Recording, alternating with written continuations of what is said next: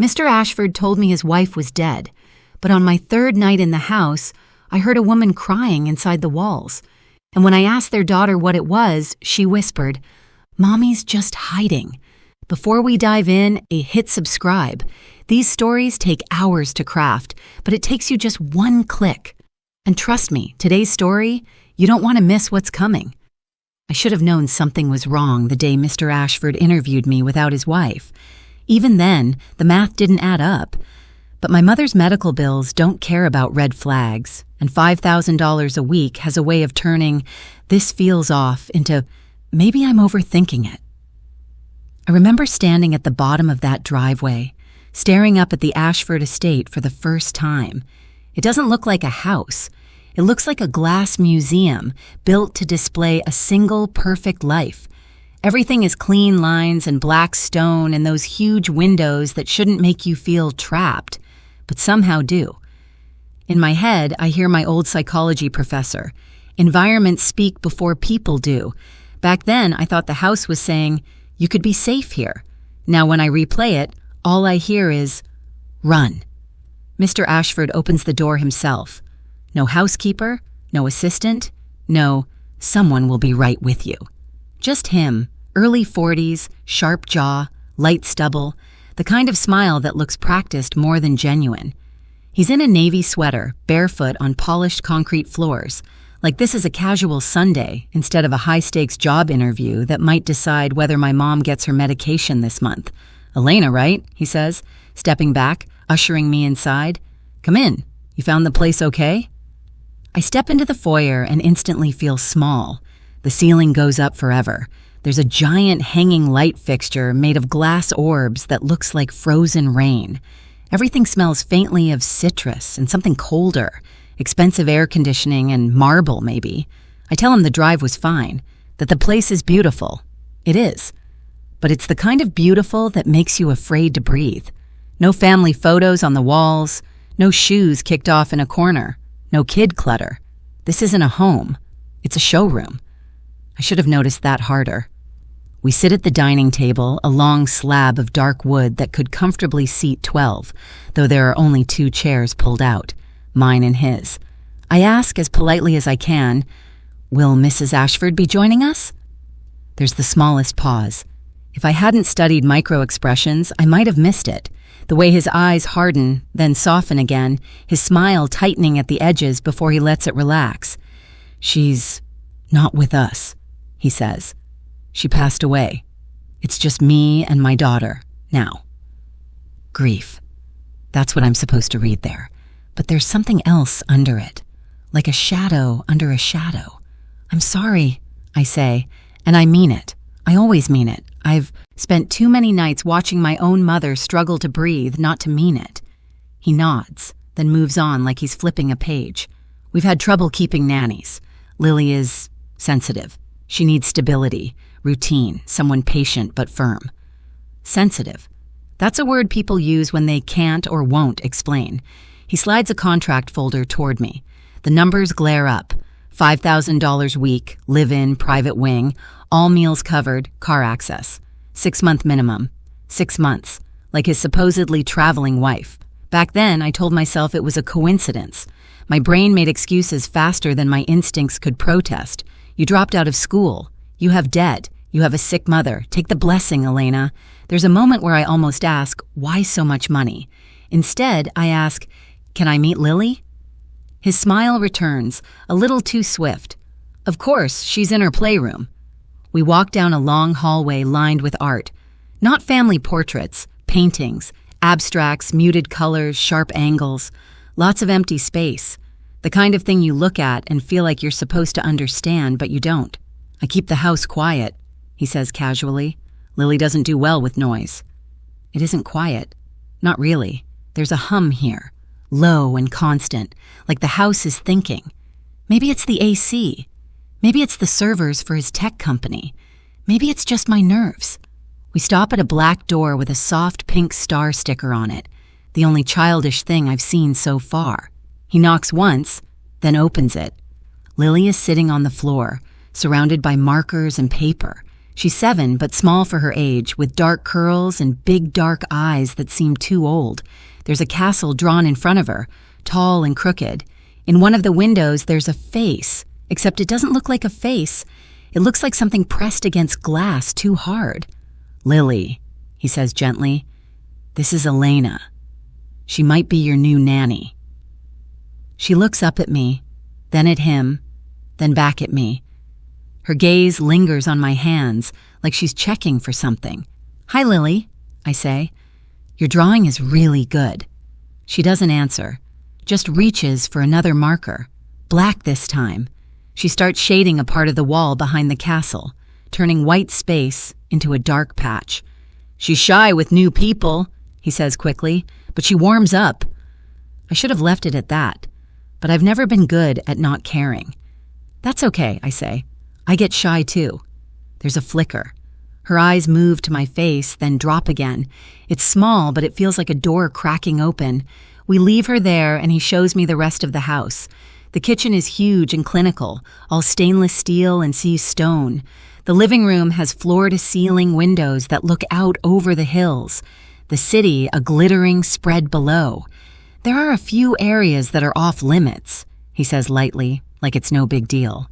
"My office, the basement level, and the master's suite, for privacy and security." I nod, because what else am I supposed to do? Lots of houses have private areas. But as we walk past a sleek black door with a keycard panel at eye level, something about it makes my skin prickle. Security. In a hallway that already feels too empty. Later, when I move my things into my new private wing, I notice the absence more than anything. No dust, no wear. It's like someone built the space and never lived in it. The bed linens are crisp, untouched. The closet is huge and almost empty, except for a single set of padded hangers. This was supposed to make me feel special. Instead, I feel placed. That night, after unpacking, I take the trash out to the side of the house. That's when I see them. Donation boxes stacked by the service entrance. 4 of them, all labeled in neat handwriting. I don't mean to snoop, I just look. The top box is open a little, the tape not pressed down fully. I can see a flash of fabric, silk maybe, so I lift it. Inside, there are women's clothes. Blouses, dresses, a coat that looks like it's never seen rain. No stains, no fraying, no signs of wear. Tags still on some of them. Who donates brand new designer clothes? Maybe she bought too much, I tell myself. Maybe she never got to wear them before she died. But the dates on the tags are recent. Too recent. I close the box and push it back where I found it. My heart is beating faster, and I tell myself I'm being morbid. I've been around too much sickness and not enough normal. Maybe I don't recognize normal when I see it anymore. That's what I think then. Now, when I replay it, I wonder if I was looking at a life someone was trying very hard to erase. At dinner, it's just me and Lily at the kitchen island. Mr. Ashford says he has a late meeting. She eats slowly, stabbing her peas like they've done something to her. Out of nowhere, she says, "Mommy's not gone." I freeze. "Oh?" "She's just hiding," Lily whispers, eyes fixed on her plate. "Daddy says she's gone, but I still hear her." The room feels colder. "Hear her where, sweetheart?" She glances up just once toward the ceiling, then she shuts down like someone flipped a switch. Fork down, lips pressed tight, conversation over. I tell myself it's separation anxiety. Kids react strangely when a parent is gone too long. I took enough psych courses to know that. I tell myself she's clinging to a fantasy because the truth, that her mom has been away for months with no return date, probably scares her more than she can explain. But that night, as I lie in my pristine bed, staring at the perfect white ceiling, I can't stop replaying her voice.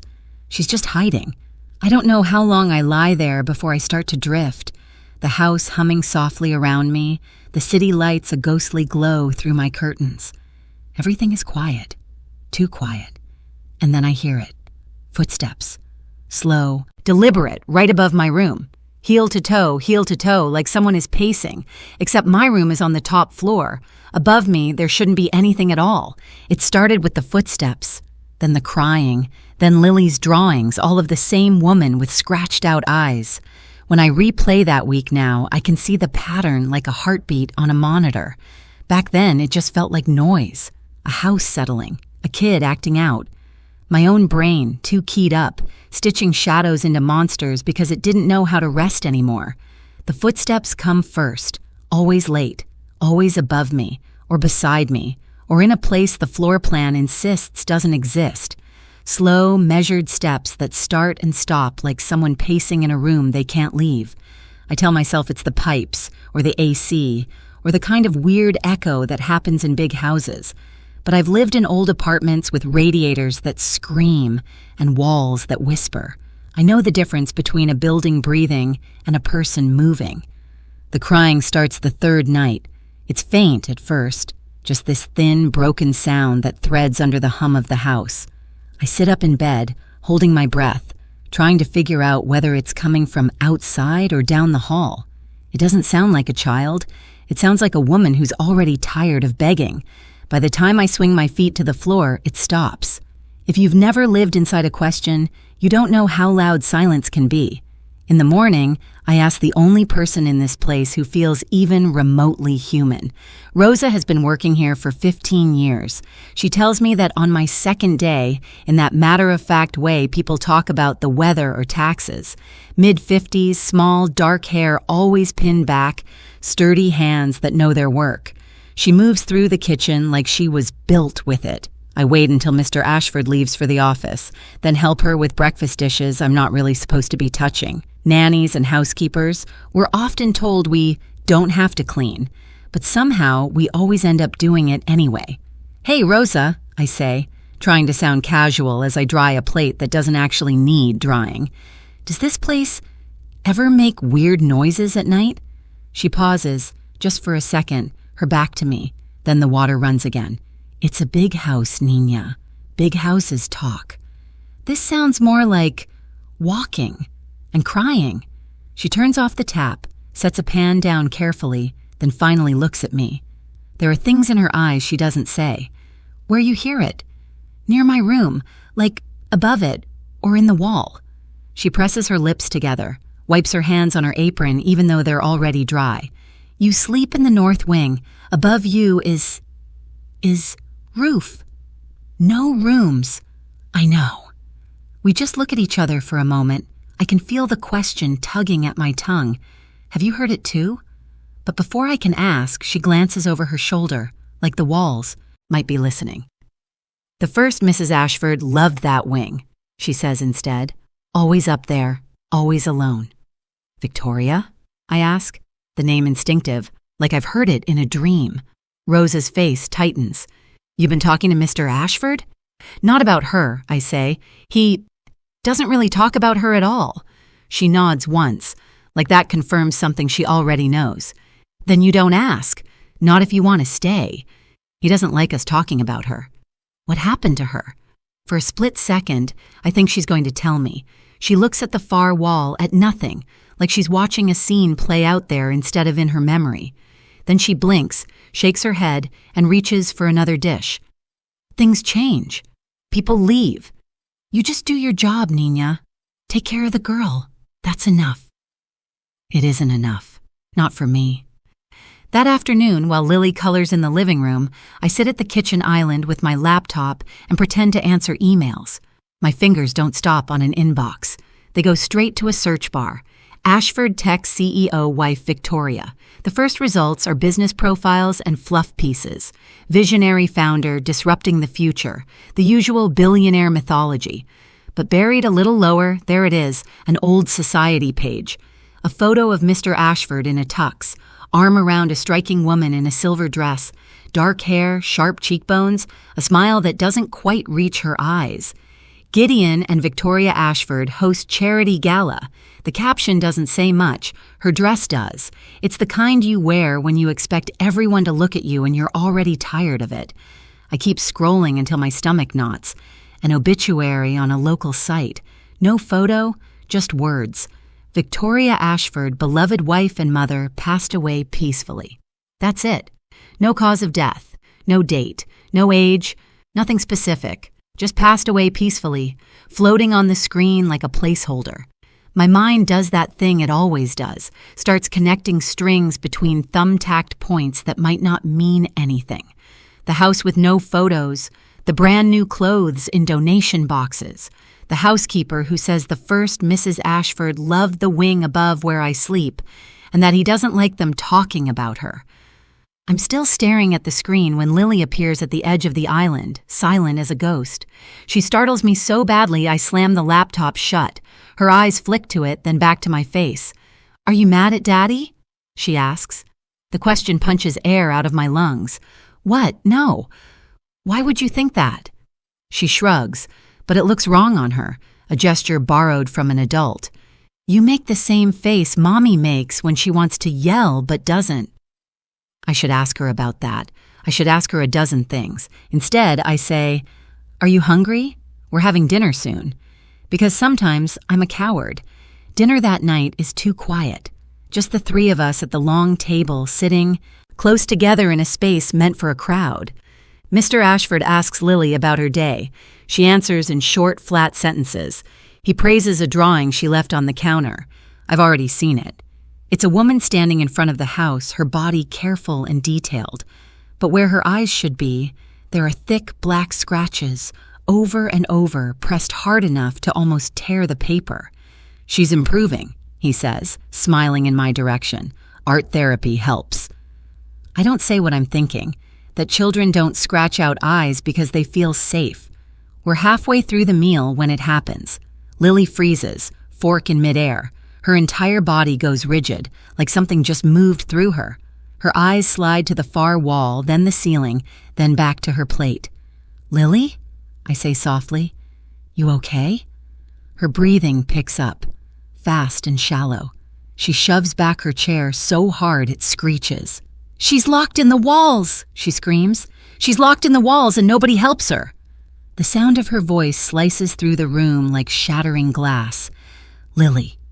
Mr. Ashford's voice is calm, too calm, the kind of calm that isn't calming at all. That's enough. Lily's eyes are wild. She looks at me, not him. You hear her, don't you? At night. She cries. She knocks. She's trying to get out. My mouth is dry. I don't answer because I don't know what answer is safe. Enough. He stands, takes her by the shoulders. His grip is firm but not quite rough. Yet. "Go to your room." "She's lying." Lily sobs, struggling. "Daddy's lying." "Lily." His voice drops in that way that makes even me flinch. She goes. Tears, hiccuping breaths, bare feet slapping down the hall. The sound echoes long after she's gone. I sit there, my hands shaking under the table. I've heard noises, I say carefully. Maybe she's just... Trauma, he cuts in, like he's been waiting to deliver that word. After losing her mother, she manufactured this story. It's common in children her age. You studied psychology, didn't you? He always remembers the details that make his version sound reasonable. Separation anxiety can manifest as auditory hallucinations, he continues smoothly. You know that, it's upsetting, but we handle it with consistency, not indulgence. The way he says auditory hallucinations makes me feel suddenly foolish, paranoid, like I've brought my own half-healed brain into his perfect house and started bleeding all over the floors. Of course, I say. My voice doesn't sound like mine. You're right. He smiles, satisfied. The conversation closes like a door. That night, I lie awake longer than I want to admit. The house hums. The city glows faint beyond the curtains. I focus on my breathing, counting in fours like they taught us back in school, trying to convince myself that I'm rational, that I'm grounded, that this is all just a girl grieving too hard and a nanny who needs sleep. Then I hear it. Tap, tap, tap. Not footsteps this time, not crying, just 3 soft knocks spaced out, coming from the wall beside my bed. Inside the wall. The sound is so small, but it might as well be gunfire for what it does to my heart. Hello? I whisper before I can stop myself. I feel ridiculous immediately. Silence. I hold my breath for a full minute, waiting. Nothing. No taps, no footsteps, no crying. Just the steady, indifferent hum of the house. By morning, I've almost convinced myself I dreamed it. Sleep paralysis, old stress, my brain replaying Lily's words in surround sound. I help her get dressed for school. She's oddly calm, like last night evaporated with the dark. As she digs through her toy box for a stuffed rabbit, something metallic clinks against the plastic. She pulls out the rabbit, tosses it aside, keeps searching. The clink comes again. "What's that?" I ask, reaching in. My fingers close around something cold and heavy. I lift it out. A key. Old-fashioned, brass, teeth long and jagged. There's a tiny metal tag tied to it with red string. The letters are etched in neat, sharp strokes. East Wing. Master. Lily looks at it, then at me. For a heartbeat, she's that wild-eyed girl at dinner again. "You shouldn't have that," she whispers. "Daddy says nobody goes there." I stare at the key in my palm, my pulse roaring in my ears. For the first time since I arrived, I stop wondering if I'm imagining things, because this house is full of locked doors. And now, one of them is asking to be opened. I used that key, and I found a door that didn't exist on any floor plan. A door that led to a room that was lived in. It's 3:07 a.m. when I finally move. I've been lying in bed since midnight, staring at the ceiling, feeling the key under my pillow like it's a live wire. Every time I close my eyes, I see Lily's face when she said, "She's locked in the walls." Every time I open them, I see the obituary, passed away peacefully. Victoria Ashford is dead. That's the story, the official line, the neat little bow on something that does not feel neat at all. But dead women don't cry in walls, and dead women don't ask if it's their daughter at the door. I slide out of bed, bare feet hitting the cold floor. The house is dark, the kind of dark that feels intentional, like the light has been pulled away on purpose. The hum of the AC is a distant, constant throat clear. I reach under my pillow, wrap my fingers around the key. It's heavier than it looks, teeth long and old-fashioned, the little tag cool against my skin. East Wing, Master. I tell myself I'm just verifying. That curiosity doesn't equal insanity, that any reasonable person, given this many red flags, would at least jiggle the lock. But reasonable doesn't feel like a word that belongs in this house anymore. The hallway outside my room is empty, on. The walls. Art that looks expensive and vaguely hostile. Below my feet, floors that never creak when they should, only when I'm already nervous. I move slowly, listening for anything. Footsteps, doors, breathing that isn't mine. Nothing. The east wing door is halfway down the main hall, half swallowed by shadow. In daylight, it looks like just another sleek black door. At night, it looks like a portal into a part of the house that remembers things it's not supposed to. I stand in front of it for a full 30 seconds, heart pounding so loudly I'm convinced it's echoing off the walls. Another part of my brain is cataloging this like an outside observer. Accelerated heart rate, shallow breathing, cold extremities, fight or flight response. Classic. Apparently my nervous system hasn't caught up to the fact that I'm terrible at choosing flight. I slide the key into the lock. It's almost anticlimactic. No dramatic resistance, no heavy clunk. Just a soft click, like the door has been waiting for this. The smell hits me first when I push it open. Not rot or dust like I expect, but something else. Faint perfume, lemon cleaning solution, the soft undernote of flowers, not dead space, maintained space. The hallway beyond is narrower, the ceiling's a bit lower, the lights off. I don't dare turn them on. My phone screen is enough. A dim bluish glow that makes everything look underwater. There are doors on either side, all slightly ajar. I take the first one on the left. It's a sitting room, or it was. A soft gray sofa, a small bookshelf, a side table with a magazine still fanned open on it, as if someone just set it down and walked away mid-article. On the wall, a calendar, 2019. June still hanging, days unchecked. Time stopped before it learned the rest of the year. On the coffee table, a vase of flowers, white lilies. I move closer because my brain insists on proof, and that's when the bottom drops out of my stomach. They're fresh, not fake, not dried. Petals soft and full, stems green, water clear. Someone has been in here recently. I feel watched, but not from a specific point. More like the air itself is looking at me. I back out and try the next door. It's a bedroom. The bed is made with crisp white linens, tucked in so tightly I'd have to fight them to get under. There's a throw blanket at the foot, a soft, pale blue, turned down a few inches, like an invitation. On the nightstand, a glass of water, half full. No dust ring, no film on the surface. I don't want to touch anything, but I do. 2 fingers to the glass. The water is cool. My heart starts to hammer so hard it hurts. Prescription bottles sit neatly by the lamp, labels turned outward. I lean closer. Victoria Ashford, anxiety medication, sleep aids, something for blood pressure. All refilled within the last year, according to the dates. Victoria is dead. I'm looking at her bedroom. Her pills, her half-drunk water. Either someone is staging an incredibly specific, incredibly cruel museum. Or Victoria never left this house at all. In the corner of the room, there's a painting that doesn't match the others in the house. Smaller, more intimate. A woman seated by a window, the city a smudge of light behind her. Her face turned away, only her profile visible. The curve of her jaw is familiar, so is the slope of her shoulders. It's her. On instinct, I look for cameras. I don't see any, but that doesn't mean they're not there. People like Gideon Ashford don't build houses without eyes. I should leave. I should close this door, back out of this wing, pretend I never used the key. Instead, something catches my eye. A bookshelf against the far wall, just a hair off center. My brain snags on it, on the slight misalignment. I move closer, heart in my throat. The books are arranged in that decorative, not functional way. Spines color-coordinated, some stacked horizontally, objects scattered in between. But there are scuff marks on the floor. Faint, but there.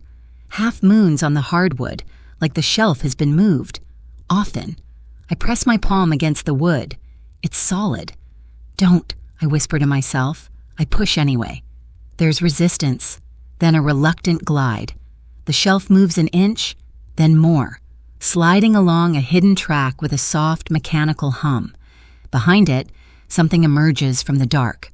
A door, not wood, steel, thick, reinforced, a dull, matte finish that drinks the light. There's no handle, just a rectangular panel at shoulder height and beneath it a small biometric pad. Fingerprint scanner, maybe. Maybe more. My breath fogs faintly in front of my face. The temperature drops here, close to the metal. Or maybe that's just me realizing exactly what kind of person I'm working for. On the panel, a tiny red light blinks, steady and patient. I don't know how long I stand there staring. Long enough for my legs to start to ache. Long enough for my courage to start fraying. That's when I hear it. Breathing. Not mine. Not the soft, distant hum of the house. Real human breathing. Shallow. Strained. Coming from the other side of the steel. Every hair on my arms rises. "Hello?" I whisper before my brain can stop my mouth. The word sounds small, stupid, ridiculous in this place. The breathing pauses. For a second, I think I imagined it. Then faintly, a scrape. Fabric against metal. Someone shifting, turning toward the sound. I swallow. My throat dry. "Can you hear me?" There's a rustle. Then a voice. So weak, I almost don't believe it's real. "Lily, is that you?" Everything inside me goes still. It's a woman's voice. Rough around the edges, like it hasn't been used in a long time. But under the exhaustion, there's something unmistakable. Hope. Not the wild, flailing kind. The brittle kind. The kind that's been broken and glued back together too many times. I put my hand flat against the cold steel. "No," I whisper. "My name is Elena. I'm your daughter's nanny." Silence. I can hear my pulse pounding in my ears. "Lily," the voice whispers again, like it can't process the word nanny. "Please, please, baby, don't go." It hits me then, in a way the prescription bottles and the fresh flowers and the calendar couldn't quite make real. Victoria Ashford is not dead. She's behind this door, and someone is feeding her just enough hope and medication to keep her breathing. I'm going to get you out, I say, the words tearing out of me before I can weigh them. I promise The red light on the panel switches to green for a fraction of a second, then back to red. A tiny beep sounds, almost inaudible. Some system resetting, some log being updated, motion sensor. The realization punches through my adrenaline. If there's a biometric lock, there's a system. If there's a system, there are logs. If there are logs, someone knows when this door is approached. Someone like Gideon. I step back, heart tripping over itself. I have to go, I whisper, pressing my hand to the steel one last time as if that matters. I'm coming back. I swear I'm coming back. Don't leave me, she breathes, and it's the sound a person makes when they've been left one too many times already. I shove the bookshelf back into place, hands shaking. It scrapes a little louder than before. Every sound feels like a confession, like the house is carrying it straight to him. The hallway outside the bedroom is darker now. I can feel the weight of the house on top of me, floors and ceilings and wires, all of it complicit. I force myself not to run because running makes noise and noise gets noticed. By the time I reach the main hall, my legs are jelly. I'm almost to my wing when I hear it. Footsteps. Not the slow, distant ones from the other nights. These are closer, more deliberate, harder, coming from the direction of the stairs. I flatten myself against the wall, hard in my throat, listening. The steps descend, then pause, then shift direction. He's not going toward the kitchen. Not toward his office. He's walking the main hall. I slip into a dark alcove near a sculpture I've never bothered to interpret, pressing my back into the shadows. My breathing is too loud. I clamp a hand over my mouth. Gideon passes by, just a dark shape in the outline of his shoulders. He's in a t-shirt and pajama pants, bare feet, as if he just got up to check on something, or someone. He stops, right outside the east wing door. Every cell in my body feels like it's vibrating. He doesn't open it. Just stands there for a moment, head tilted, listening to a house only he fully understands. Then he reaches out and rests his hand flat on the door, like someone greeting an old friend. I can't see his face. I don't need to. I can feel the awareness radiating off him. He knows. Eventually he moves on, back toward the master suite. The door closes behind him, with a muted click. I stay pinned to the wall for another full minute before I can make my feet move. When I finally crawl back into my bed, my sheets are cold with sweat. Sleep is not an option. My brain is too busy replaying everything on a loop. The steel door, the breathing, the voice asking for Lily. Gideon's hand on the east wing door like a brand. By morning, I've constructed and destroyed 100 escape plans. Every one of them ends with the same realization. I can't just walk out and leave Lily. Not with a father who locks people behind steel doors and tells the world they died peacefully. When I walk into the kitchen, the smell of coffee hits me like a memory of a normal life. Rosa moves quietly at the stove. Lily sits at the island, pushing cereal around her bowl. Gideon is at the head of the table, perfectly composed, in a crisp white shirt like he didn't spend the night patrolling his own secrets. "Elena," he says, smiling. "Good morning." My throat is too tight to answer. He watches me for a beat too long. Then, almost casually, "Sleep well? No. Disturbances?" "No disturbances." The word drops between us like a stone into deep water. His eyes are warm, his tone light, but there's something underneath. A test. A warning. A reminder. He knows someone was in his wing. He's waiting to see if I'll admit it. I force a smile, the kind I've worn for years, for nurses, for landlords, for interviewers who hold my life in their hands. "I slept fine," I lie. Quiet night. His smile deepens. Approval, or the satisfaction of a predator watching something small convince itself it's clever. "Good," he says. "We like quiet here." He lifts his coffee cup. Steam curls up like a ghost between us. And that's the moment it really hits me. I'm not just working in this house, I'm trapped in it. "Still watching? Then you probably needed this break. Subscribe and make this your little corner every day." I confronted him. "Stupid, I know. but I looked him in the eye and said, "Your wife isn't dead, is she?" And he smiled, not confused, not offended, amused, like he'd been waiting for me to catch up. We're in his office, the only room in the house that feels lived in. Papers, screens, a faint smell of coffee and metal. The door clicked shut behind me when he said, "We should talk." Now he's leaning back in his chair, watching me like I'm a variable he's already solved. "What makes you say that?" he asks. My heart is thrumming, but there's no turning back. I've heard a woman breathing behind a steel door. I've seen her room, her pills, her water glass still cold. I've seen the obituary with no date, no details. So I say it plainly. I heard her, in the East Wing. His eyes narrow, not in shock, but in calculation. "You went into the East Wing? That's what you're concerned about?" I snap. "Your supposedly dead wife is alive behind a locked room," he asks. Exhales, slow, like I'm a difficult student. "Sit down, Elena." I almost refuse, but my legs are shaking. I sit. "You're right," he says calmly. "Victoria isn't dead." The confirmation still stings. "You lied to me." "I simplified," he corrects. "For Lily, for the public, for everyone." He laces his fingers together. "Victoria is very sick." I stare at him, waiting for the performance. "Early onset dementia," he says. "Rapid decline, delusions, paranoia. She became unpredictable. She tried to hurt Lily once. Twice, actually." His voice softens into rehearsed grief. "I woke up to her holding a pillow over our daughter. She thought she was helping her. Later, she locked Lily in a closet and forgot." If I hadn't heard Victoria's voice, lucid, terrified, I might believe him.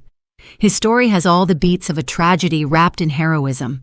"I had to protect my child," he continues. "I sought conservatorship, medical power of attorney. In-home care became the safest option. Institutions are cruel.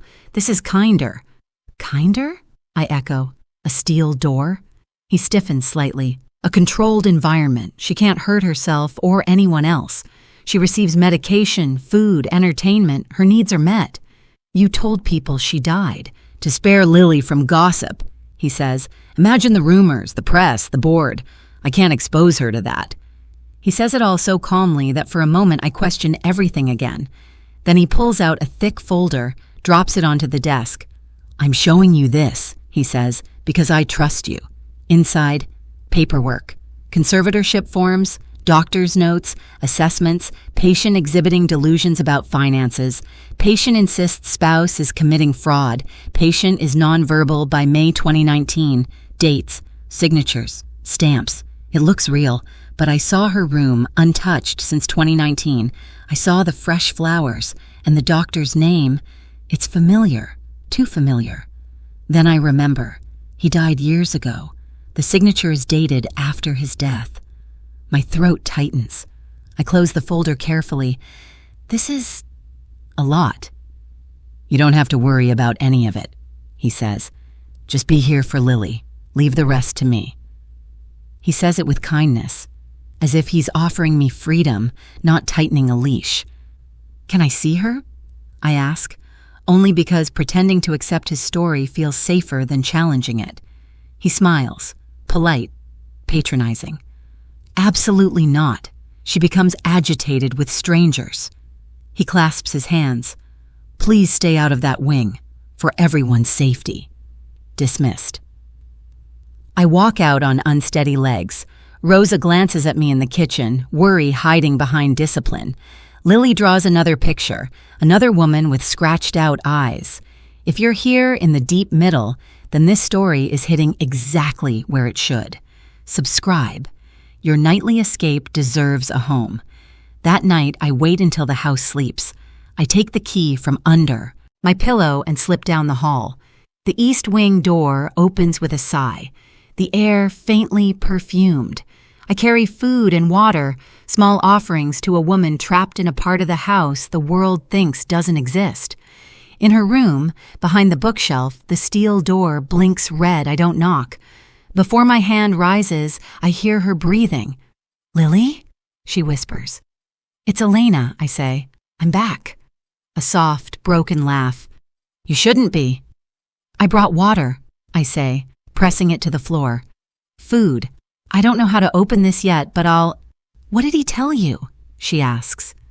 That you have dementia. That you tried to hurt Lily, that this is... care. Her laugh sharpens into a blade. Of course. Is any of it true? No. Clear. Immediate. I never hurt my daughter. I never had dementia. He paid doctors to say I did. He needed me discredited. Why? I whisper. He's been stealing from his company, she says. Shell accounts, insider trades, fraud layered on fraud. I found proof. Email trails, transfers. When I told him I would report it, her voice breaks. I disappeared. My stomach drops. They drugged me, she continues. Made me sign papers. Told everyone I was unstable, then dead. But he still needs me. My signature. My silence. A dead wife raises questions. A sick one can be hidden. My hand trembles against the door. Does anyone else know? No one who stayed. Not for long. I press my forehead to the steel. I can't leave you here. You should, she whispers. You're young. He'll destroy you too. If I leave, you die. Lily grows up thinking her mother was a monster. Silence, then, whatever you do, be quiet. When he feels threatened, he becomes inventive. A floorboard creaks above us. We freeze. Elena? His voice. Far, but moving closer. I shove the bookshelf shut, nearly catching my fingers, and run down the hall. Not running, floating, like fear is lifting my bones. The house feels alive, alert, aware. I reach my room, close the door, and press against it. Footsteps, outside, approaching. The handle turns. He steps inside, framed by the dim hall light. Calm, too calm. Elena, he says softly, we need to talk. My breath stalls. You've had a busy night. The way he says it chills me. He reaches up and slides a latch I've never seen before. Metal meets metal with a soft, suffocating click. He's locking me in. You're not leaving, he says, shutting the door behind him. Not until we talk. I had one chance. Lily. A 7-year-old girl was the only person who could save us both.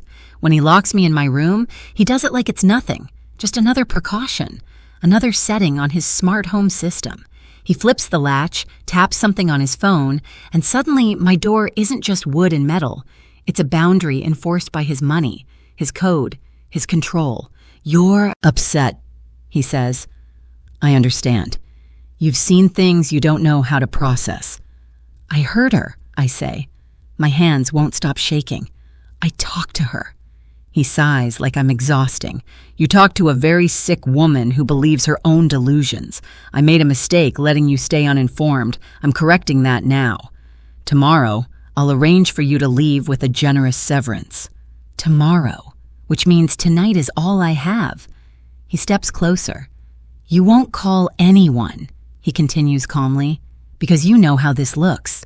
Nanny breaks into restricted medical area, riles up unstable wife, fills my daughter's head with nonsense. I report you. You disappear into a background check no one will question.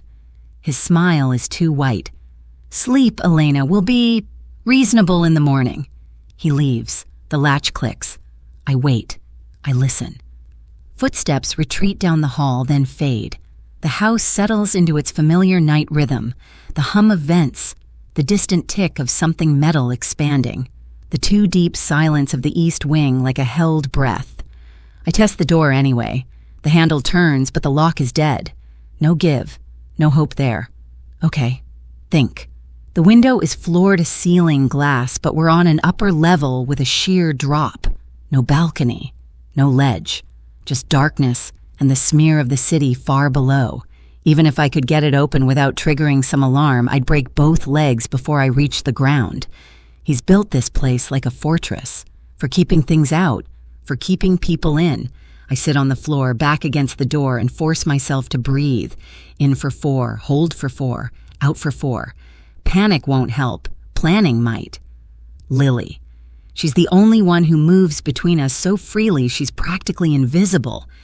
He doesn't see her as a threat, just a child. He forgot that children see everything. I lower my voice to a whisper.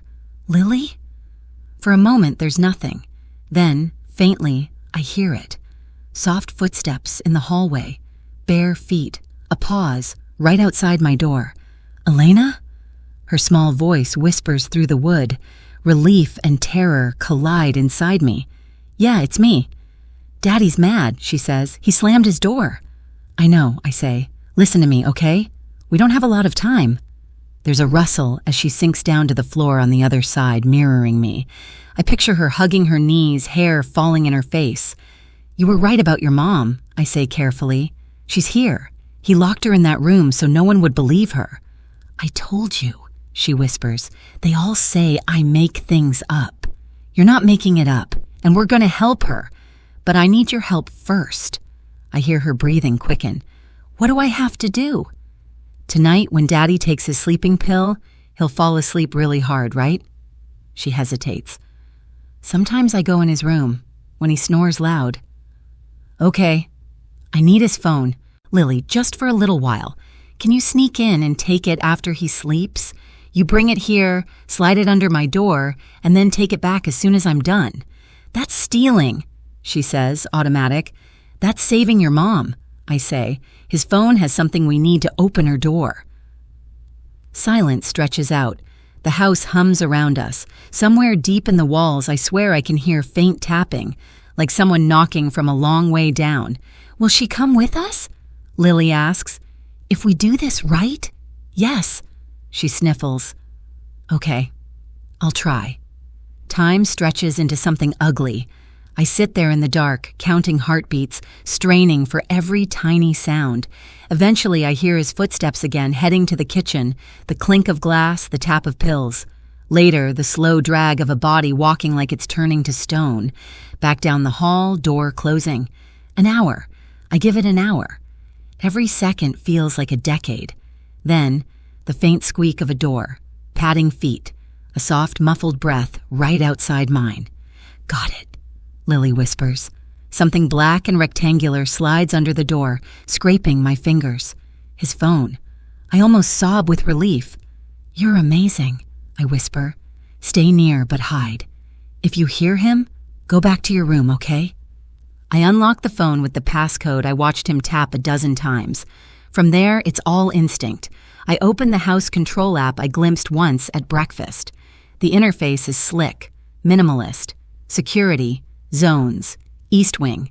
The steel door has its own entry, biometric override. I stare at the tiny fingerprint icon glowing on the screen. I don't need his finger on the scanner in the wall. I just need his saved print in his phone. I try the override. It asks for confirmation. Face ID. I swallow. Raise the phone, pointing it out the narrow slit of glass next to my window, hoping the camera can catch just enough of his framed photo on the opposite wall in his office through the reflection. Too far. Too messy. The screen shakes in my hand. Then I see another option. Manual override, authorized device only. A code blinks on the screen. Maybe it's already paired. Maybe I'm insane. I hit accept. Somewhere, faint and far, I hear a soft mechanical thunk. The house holds its breath. Okay, I whisper. Okay. I unlock my own door next. Room access, north wing. Another button, another subdued click. I ease the door open and peer out. Empty. Lily, I whisper. She melts out of the shadows, eyes wide, clutching her stuffed rabbit. You did perfect, I tell her. Now we go get your mom. The east wing is even darker at 4 a.m. than it was at 3. The air feels thicker, charged, like it knows we're not supposed to be here. Mr. Ashford's sleeping pill should have him under, but every step feels like walking on a minefield. In Victoria's hallway, my hands are shaking so badly I almost drop the phone. I yank the bookshelf aside, exposing the steel. Door. The red light is gone. The panel glows softly. I hit unlock. Inside, a lock disengages with a heavy clunk I feel in my chest. The door opens an inch, then sticks. I pull harder. It gives. The smell hits first. Stale air, sweat, something metallic. Then shapes resolve. Bed, chair, TV, rails, and her. Victoria Ashford in a thin t-shirt and sweatpants, hair too long and uneven, eyes enormous in her pale face. She looks much older than the gala photos, but her gaze is sharp. "Lily?" she croaks. Lily squeezes my hand, steps forward. "Mom?" The sound Victoria makes is half laugh, half sob. She lurches off the bed, staggered by the lack of restraint, and nearly collapses. I catch her under one arm. She's lighter than she should be. "We have to go," I say. "Right now." We move through the wing like a three-legged animal, me bearing most of Victoria's weight, Lily darting ahead, peeking around corners. The flowers in the sitting room are wilted now, petals curling in on themselves. Time is finally catching up. We make it to the main hall. For a moment, I believe we might actually slip out. The front door feels close enough to touch. "Going somewhere?" His voice drops from the stairs like a shadow. He's standing there in sweatpants and a t-shirt, no shoes, hair mussed, eyes very awake, the way predators are awake. Of course he didn't take the pill. Of course he never truly sleeps. I step in front of Lily and Victoria automatically. "It's over," I say, hating how thin my voice sounds. "She's coming with us." He descends, slow, unhurried. "You've broken multiple laws tonight," he says pleasantly. "Breaking and entering, kidnapping, tampering with a medical patient's treatment." "She's not sick," I snap. He smiles that too white smile. "Who will they believe?" he asks softly. A billionaire with 4 years of medical documentation, or a nanny with no degree, a sick mother, and a history of emotional instability? My stomach drops. He's already written my story in his head. The crazy nanny, the impressionable child, the delusional wife. "You'll go to prison," he adds calmly, "for a very long time. And Lily will end up right back here with me." Lily grips my shirt, shaking. Victoria's fingers dig into my arm. I can feel them both vibrating. And then, from the kitchen doorway, another voice. "I don't think so." Rosa steps out, holding her phone, not frightened but steady. There's something new in her eyes. Resolve. "I told you to stay out of this," Gideon says, irritation finally cracking his calm. She lifts her chin. 15 years I've watched you," she says, "since Victoria got sick. I saw the way you made people disappear." She taps her phone. "You forget I know this house better than you, where the cameras really are, where the mics still work." My breath catches. "I've been recording you for years," she says. "The mean threats, the forced signatures, the way you talk about controlling the narrative." She nods toward the driveway. "Police have been listening for the last 10 minutes. As if summoned, red and blue strobes flicker across the walls, silent at first, then growing louder. Sirens cutting through the hill's expensive quiet. For the first time, Gideon's face changes. The mask slips. Something cold and furious flashes through. "You have no idea what you've done," he snarls. Rosa just looks tired. "I know exactly what I've done." The next moments blur. Officers at the door, commands shouted, hands up, Lily crying, Victoria collapsing into a chair, Gideon trying to talk over everyone. Calm, composed, accusing me, accusing Rosa, insisting Victoria is sick, that we're hysterical. Then Rosa hits play. His own voice fills the foyer, tinny through the phone speaker. "No one will believe you. I'll say you're unstable. I'll say you tried to kill our daughter. Paper is cheap, Victoria. Truth is whatever I can pay for." Silence after that is different. He feels it too. They cuff him. He goes quietly, but his eyes find mine as they lead him out. All the warmth is gone now. "This isn't over," he says softly. But for the first time, I think he might be wrong. The aftermath is messy. Real life doesn't cut to black and roll credits. There are statements, lawyers, news trucks at the bottom of the hill, words like false imprisonment, fraud, conspiracy to commit healthcare frauds spinning around us. Victoria ends up in a hospital bed with real doctors this time. She sleeps for almost 20 hours straight, then wakes lucid. Haunted, but lucid. They talk about trauma therapy, nutritional rehabilitation, long-term support. Lily starts therapy too. She draws fewer scratched-out eyes, more doors, some of them open. Gideon's empire crumbles faster than I thought possible. Board members scrambling, investors fleeing. Every shell company dragged into the light, the same machine he weaponized against his wife now chewing through his own life. People call me brave. I don't feel brave. I feel tired. Some nights, in my tiny apartment with its crooked windows and noisy neighbors, I wake up convinced I'm still in that house. I hear tapping in the walls, footsteps on non-existent floors. I smell lilies wilting in water that should have been changed days ago. If this story became your escape tonight, subscribe. The next twist, the next secret, the next what just happened moment drops soon. Welcome home. I still see that steel door in my dreams, and I wonder how many others like it exist. How many women are locked in rooms with pretty flowers and forged paperwork, their stories buried under signatures and money?